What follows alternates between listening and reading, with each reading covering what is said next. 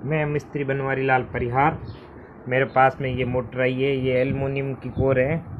हमने road Bush के लिए आई है, उसको मैंने खोल दिया रोड बुश। ये देखो निकाल दिया सारा। उसमें रोड लगेगी, नई रोड है, ये लगेगी उसमें। ये रोड है, उसमें से ठोकी जाती है।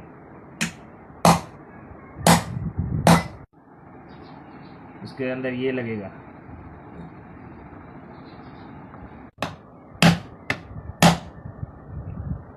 ये बुर्स लग गए हैं।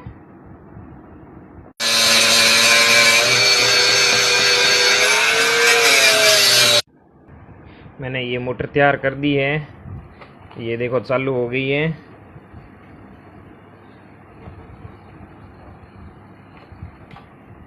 भाई साहब लाइक और फॉलो शेयर ज़रूर करना, धन्यवाद।